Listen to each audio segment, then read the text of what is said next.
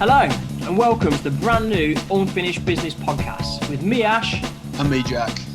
We'll be dishing out our opinions and takes on the latest Forest news, discussing some of the most obscure players to ever put on the Garibaldi, and generally taking the piss a bit. Right then, so before we get down to business, let's meet each other. So we're all Forest fans, but we haven't seen any of this glory that our mum and dad bang on about. The best we've seen is a third place finish in the championship and watching Robbie Earnshaw bag a brace against the Sheep. So then, Jack, how are we doing? What have we been up to? Not much, just enjoying Christmas. Trying to enjoy the football, but it's been a bit tough given the results, but nice win against Preston, so all good. How about you? Yeah, just chilling, trying to watch as much football as we can. So from a Forest point of view, it's nice to finally get 3 points in the bag and start off the new year as we mean to go on. Hopefully, we'll keep going this way and the playoffs will be ours. Oh, definitely. I'm thinking third place at this rate. Oh, easy. Right then, let's get to it.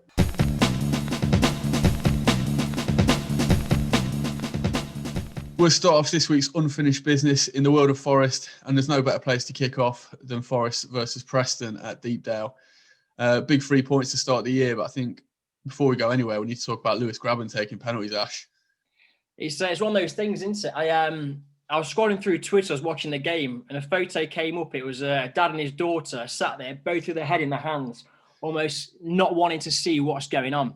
I mean, is lethal in front of goal. We know that. He got 20 goals last year, but there's still just something about the penalties that just gives you a little bit of fear there, isn't there? It's just an anxiety whenever he steps up to the ball. I had the stream up on iFollow and I hadn't seen a notification come through on my phone when he was stepping up to the penalty, and my immediate thought was, he's put this straight into the keeper's hands. It's horrible. It is, and it's obviously when you look back and you see the penalty, there's all the Preston players kind of getting a bit annoyed. Was it like a double hit on the ball? Yeah, it took me back to Forest versus Arsenal in the FA Cup. Kieran Dow. Yeah, when Kieran Dow steps up, and he definitely had a double hit on that one. And I think Per Mertesacker wasn't too happy, but... The pacey Per Mertesacker. Whoa, I believe that game he was officially retired by Ben Brereton. Christ, if you're getting retired by Ben Brereton, I think you could outrun Per Mertesacker, to be fair. Well, thinking about... slow centre-backs, our very own Joe Worrell. I'm sure he'd like to be. I'm sure he would like to be associated with one of the slowest at Forest, but as brilliant as he is and how much we all love him, it probably is up there, isn't he? Yeah, I think he had a good game the He day. had a good game, and he's one of Forest's most consistent performers. And forget what we're going to be talking about next, about who's actually the captain at Forest. Because you see, obviously, since Grabban's come back from injury, he's had the captain's armband. But to me, and a lot of people, I've been reading the same on the Twitter, it's just not kind of that captain material where he's the one to lead from the front. You see people like Worrell, you see them coming out after the games, talking to BBC Radio Nottingham and showing that passion. And you see when Grabban ducked out of the way for the corner and when they conceded the goal against Stoke, you see kind of the passion that Worrell was showing, just kind of having a go at Grabban, like, what are you doing there? Yeah, I think with Worrell, he's very much a leader, and he sort of shows his leadership.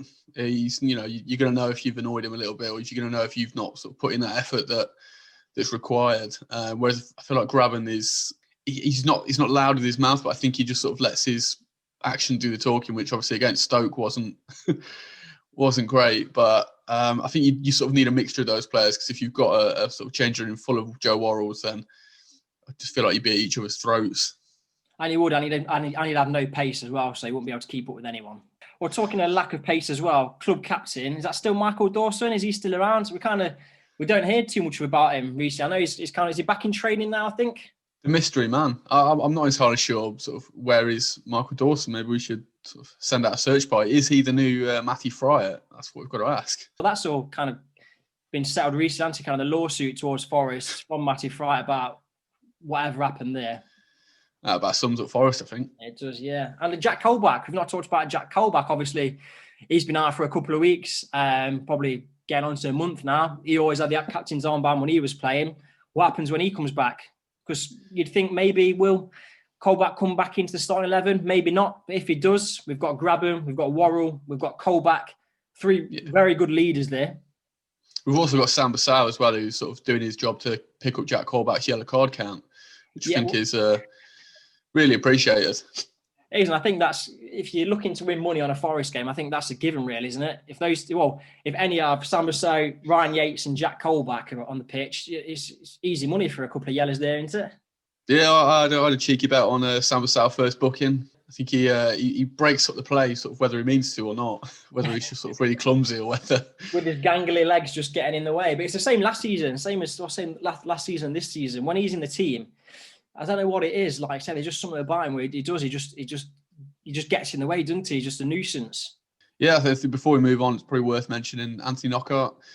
For me, he's been a fantastic player when he has played. But there's, he might be going back to Fulham. Is he going to stay? Is he going to go? It was interesting listening to Chris Hughton's post-match press conference yesterday. He was kind of not too clear about what was going to happen. I know he only signed for Fulham, was that last summer for something like 10 million?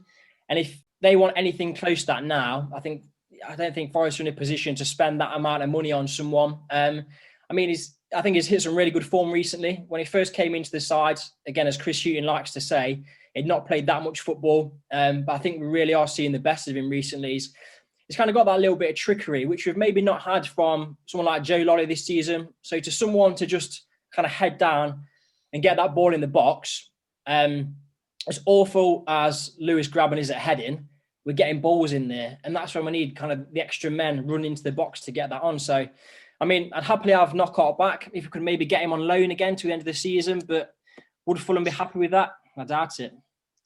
Would you say that Anthony Knockaert is probably the trickiest midfielder we've had since, say, Jamal Abdoun? Absolute king of shithousery. If he was to be in this Forest team now, oh my God. Love it. Right then, speaking of obscure players like Jamal Abdoun, we're moving on.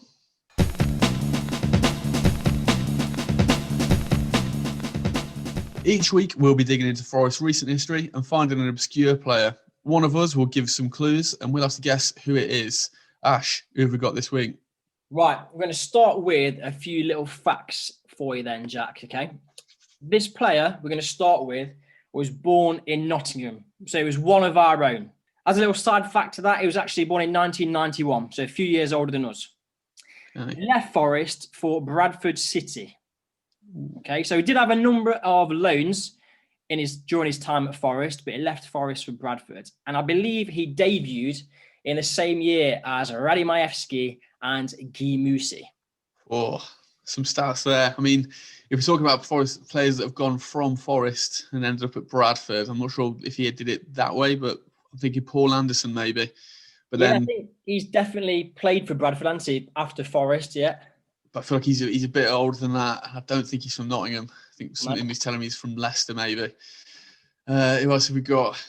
I think one that jumps to mind, sort of being that era, potentially we've got sort of Craig Westcar. Remember he made his debut versus County, was it? Youngest Forest player, but... Not him. You're getting closer. You're closer with Craig Westcar than you are Paul Anderson. What other players can you think about from Nottingham? From Nottingham, I think it's hard to go wrong with Dave McGoldrick. Completely useless for us. Probably an awful sign. I think he signed for $1 million from Southampton. Again, I feel like he's a bit older than that. But if I give you another clue, you need to think more obscure. You need to think made under, I think, 10 appearances for Forest. If I just get my my research back up here, 3 appearances it had for Forest. Let me give you a rundown of his kind of career history, okay? So during the 2010-2011 season, he played 3 games for Nottingham Forest, scoring 0 goals. Then moved on loan to Ilkeston Town in the Conference North, playing 9 games, scoring 2 goals. So with a bit of form in the Conference North, he made the move to Burton Albion on loan, where he played 3 games, but with no goals. And that is when his time at Nottingham Forest came to an end, and he signed for Bradford City on a permanent deal. And I'll tell you, since that, his best team has probably been, Bradford and Hartlepool. Okay, so if you're Jeff Stelling, biggest team in the world, Hartlepool, but he's not really hit the heights since the glory days at Nottingham Forest. It's a tough one. I think he sounds like a bit of a journeyman. What about if I tell you he was a striker? That makes it a little bit easier, I think. Now you said Hartlepool. And this will definitely give it away, because I know we're all big fans of Ramsbottom United here, so he's their current number 9. I'm going to throw in a guess, and I think this might be it, but Could be wrong. Is it Niall Rodney? No, Rodney, how have you pulled that one out? The man at the myth. That's such oracle knowledge. I tell you what, I once played at Niall Rodney's little sister's christening. I played the bass at that event, which was a strange one. It was in a marquee in his back garden, and as we turned up, we were sort of playing a few hymns and whatnot. And the fella got up with a set of bongo drums, and having never practiced with us as a band, just sort of got up and started playing along with us, and everyone just sort of seemed like it was sort of the most normal thing in the world, and it threw me, I'll be honest. But if you listen to this now, I hope you really enjoyed those sort of the bass rhythms I was throwing out. So that man, you confirming that man was Niall Rodney who was hitting the bongos? Oh, I wish. I think that would have been a dream come true for me, but it was just a random fella. Yeah, lovely family.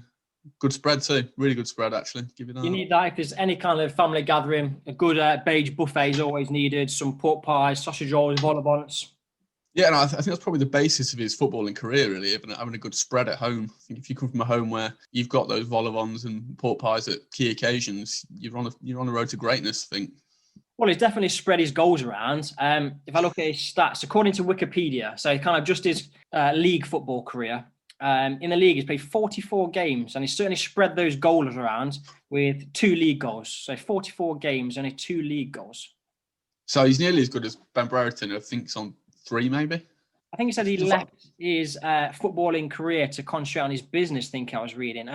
So retired in 2014 to pursue a career in business, but then resumed playing at amateur level, where he's currently at Ramsbottom United, like I've already said. I'd love to know what sort of business he's into. Maybe he's a caterer. Or maybe he's going to be aiming to do something like the Catalina wine mixer. Oh, that'd be superb. I think we can all agree that Forest have had some fantastic kits over the years. So we're going to be looking back at some of the classics that we've seen since the turn of the millennium. And we're going to start today with maybe one that's not kind of comes straight to the front of your mind when you think about classic kits, but one that stands out, well, certainly to me, for a couple of different reasons. And that is the kit of the 2013 and the 2014 season. Yeah, I think as a season, it was a bit of a bittersweet one. We started off so well and then went on a run of 16 odd games where we won 2, something like that. Dropped out of the playoffs. Billy Davis, unfinished business part 2 was over. It is, and that's kind of the basis of this podcast, isn't it? The unfinished business from Billy Davis, and to get King Billy back, obviously Forest fan base ecstatic. Yeah, and I think the start of the season was made better because I think everyone was just so excited about this Adidas kit. First one in I don't know how long. Obviously, growing up, every little boy has the Forest kits and things like that. And having Umbro every year, you think, yeah, brilliant. But when it comes to Adidas, the creme de la creme of kits. A great kit, worn by some equally great players. The ones that straight away come to mind, you've got Andy Reid. I mean, that man could fill a kit. That man could fill a kit, yeah, with his kind of basketball-sized shorts on. Hanging over his knees. But no disrespect to Reid, absolute legends of Nottingham Forest. I was still working with the academy. Doing bits, creating the next Niall Rodney. Creating the next Niall Rodney. We've got it. Actually, a few years ago, I can't remember what season it was, but I went across to Portugal for pre-season tour with Forest. And a player we mentioned earlier as well, actually, Paul Anderson. They had a pre-season friendly against kind of Spurs under 23s. And Reedy and Paul Anderson weren't playing. So I went over to kind of shake their hand, get a picture of them like you do. As I'm walking over, kind of walking down the seats, absolutely kick Paul Anderson's knee, like with like all my welly by accident. And he sat there like scratching his knee. I'm going, oh, sorry, mate, did I get you? He was like, no, I've just got an itch. I'm thinking I've just absolutely wellied him in his knee. He's obviously not playing. So anyway, just a random side thought about a Reedy there, yeah. Was he out for the season after you assaulted Paul Anderson? Well, I think that was his decreasing pace was potentially my fault. I think fans of League One, League Two football have you to thank for that. Otherwise, I think he'd still be playing at the highest level. He would, yeah. I can take full credit for the amount of time fans having him parading up and down the wing on a weekly basis. Other players in that team, when Forest signed Henry Lansbury, I can remember I was in Spain, actually. I think Forest were on TV. I can't remember who they were playing, but announced he'd signed Henry Lansbury. I was absolutely buzzing. And then for me, it was that Arsenal connection. It was, and then just having someone like Henry Lansbury who's been there and done it around the club, and obviously quite a few successful years at the club. Obviously, unfortunately, left for Villa halfway through the season. and then kind of just knocking around in Villa's reserves now, I believe. I mean, there have been some good players to wear, but I think some of the maybe not so great players that spring to mind, and one we've already mentioned, Jamal Abdoun. Was that the season that he sort of Panenka'd West Ham in front of the Bridgeford end? It was, yeah. It was obviously in the FA Cup, wasn't it? Yeah. I can't remember who kind of won the penalty. No, it was Abdoun that won the penalty. And whoever the penalty taker was a minute, and Abdoun was like, no, I'm taking it, go away. But yeah, I remember he Panenka'd it straight down the middle, thinking that everyone would run off to celebrate with him. But I think really marshaled the troops and told him to get back to the halfway line. He went and sort of celebrated on his own. Beyond Jamal Abdoun, we've got his fellow countryman, Rafik Jabeur. Who else we've got? We've got Jonathan Green in. I think he captained us the day that we lost 5-0 to the Sheep. I remember. Don't forget that. Of course, sorry. Whenever you mention Jonathan Green, you have to preface it with Champions League winner Jonathan Green. That's it. One more thing about this kit that stands out to me. Again, not that it was necessarily a wonderful kit, apart from being Adidas, but who was the sponsor? Can you remember who the sponsor was? I think if I say it, I might have to beep it out, but yeah, Fawaz refrigeration and air conditioning. Oh, God. I mean, obviously some FFP loophole to get around something, but having your own name as a sponsor on your kit, a massive F. Fawaz, just, come on. The refrigeration and air conditioning was almost like the small print. But yeah, I think if anyone has bought a fridge or sort of an air conditioning unit off Fawaz, get in touch. Let us know. Is it any good? Was it as bad as we were? Well, hopefully it was more consistent than we were towards the start of that season. Anyway, it was. Well, I remember it was when we was on holiday. When all the kind of the news came out about Fawaz taking over. I'm sure we'll talk about this in a podcast later down the line. Kind of thinking, Fawaz Al-Hassawi, who are all these? And we're thinking, brilliant. We've got some oil baron tycoon. We're going to the next Man City. How long did that last? 10 minutes, I think. Yeah, half an hour at the best before we had to. Anyway, let's not get into that. I'm sure we'll discuss that at a later date. Anything else from that year, Jack? Can you think of anything else that's kind of notably in that year? Kind of top goal scorers, anything like that? I can't think. In that year. One thing I do remember was the FA Cup run we went on that year. Obviously, we sort of touched on it with the West Ham game, but the replay at Bramall Lane against Sheffield United. Oh yeah. Was then in League One, I believe. And I don't know what it was about the kit, but I think we had the blue and white away kit, or so the blue and white third kit on the top, and then we had the away kit shorts and the away kit socks. So it was this awful mashup of different kits, which at the time I remember thinking, yeah, that was great. And then since looking back, it looks like the kit man has forgotten sort of half the kit and sort of, shit, that's what we've got to do. We've got some ones we had the last game, we'll use them. It was horrific. And then I think we lost 3-1 as well. Well, we packed out Bramall Lane. We can all blame Terry the kit man for that. Yeah, cheers, Terry. No, the bad luck's on you for that one. I'm looking at, just like I say then about top goal scorers, so there's no one really that kind of stands out as a goal scorer. I think it was kind of Reedy got, is it not maybe 9 in the league, something like that, I think I was saying. Then Jamie Patterson, like 11 overall. Yeah, I think it was sort of the era of Simon Cox where we had strikers who were just over the hill. I'm thinking Ishmael Miller. Rice Henderson. Yeah, the sort of strikers that have played for other clubs and you've watched them at other clubs and you thought, I'd love for them to come to Forest. And then they come to Forest and we just kill any ability they had. I remember signing Ishmael Miller. I think it was 1.2 million we signed him for, and thinking, buzzing from West Brom, like power, directness, left foot, bang, goal. And he gets on the pitch, you're like, that couple of players that Forest have signed before. I can remember Forest were linked with Dele Adebola, again, another left-footed, big, powerful striker. I think was linked with him in the January before he signs. Obviously, not the season we're talking about. But again, banging the goals in Bristol City. He signed for Forest. Absolutely know-how. Yeah, I remember being in the Lower Bridgeford for Millwall Forest in the League Cup. I can't remember what season it was. And some of the fellas around me were giving Ishmael Miller some absolute pelters, really going in on him. And obviously, he couldn't hear a thing, but there was sort of a chance ball played over the top and he went running after it. It just went out of play. And as he did, he sort of ran over and sort of ran into the side wall where the seats were. And all these blokes who've been sort of giving it large, sort of saying, oh, he's awful, get him away from Forest. He's not a Forest striker. The moment he came over, straight on their feet, yeah, well done, mate, well done, well chased. I've never seen a sort of a group of blokes sort of cower so quickly, but he was huge. I think they absolutely dropped their pants there. So, from a car crash of a season to a car crash of a country.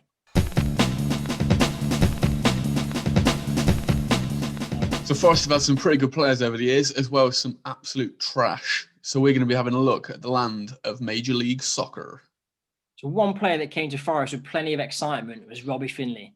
Signed by Billy Davies in 2010 after impressing with his pace at the World Cup in South Africa.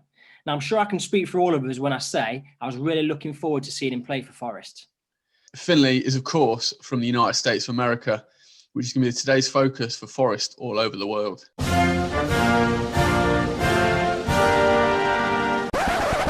So, starting with Robbie Findlay. He started his career with a college team, the Oregon State. Who is this, Maury?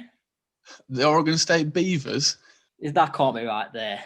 I think it is. I think it's a great football team name. If you were going to give a football team name to maybe Nottingham Trent University and give them an animal, what would it be? Nottingham Trent Shithousers, just to go along with I'd rather be a Polly than a... Well, if we're going along with that kind of random animal, Nottingham Trent University Hedgehogs, I think it's quite... I think that's very British as well. It's quite an understated animal. So, back to Robbie Findlay. He actually signed from Forest on Real Salt Lake. And I believe when he left Forest, he went back to there as well. There's one moment that kind of Robbie Findlay sticks out to me. And I can remember it. It was on ESPN, actually. And I can remember it because I was meant to be going to the game with my dad. Then my dad had to work away. And it was against Leicester, I believe in the Cup. And I think he was working in Poland. And I had kind of the laptop kind of facing the TV so that he could see it whilst he was away. And I think it was towards the end of the game. It was Robbie Findlay and Marlon Harewood up front. And the ball comes in from a cross. Can't remember who crossed it. But Findlay, open goal, must have been, 5 yards out. Absolute spoon right over the bar. And the camera pans to Marlon Harewood, who's just looking at him like, what is going on there? How have we done that? It was literally impossible to miss. At the Leicester's ground, I'm pretty sure that must have been close to going out of the ground because he hit it just directly up. And that's one of the things that goes on question of sport, like what happened next. Yeah. I mean, for me, Robbie Findlay, obviously well known for his pace. I remember the first game, I think was also against Leicester in the league. He got subbed on. And I remember he was absolutely terrorising the defence just with his unbelievable pace. And manager mode that season on Forest, well, anytime playing FIFA actually, with Robert Earnshaw up front and Robbie Findlay, absolute pace to burn there. Whoever you played then could not get anywhere near you. It always comes back to FIFA. I think that's where a lot of fans, if we sign someone we have no idea who it is, straight on FIFA, what's their stats? Yeah, that'll do. Football manager, have a look for some wonder kids. Right, let's sign him. Any other American players come to mind, Jack? I think the first one that comes to mind for me is Eric Lehigh. Yeah, obviously he's double against Arsenal in the FA Cup. The second one being an absolute stunner. Absolutely. For me, it was the first one that really impressed me. I think he spotted that he just couldn't be offside. And Dowell absolutely whips in this ball with unbelievable amounts of pace. And rather than sort of like, head it, he literally just throws his head at the ball right a yard out and it just cannons off straight into the back of the net.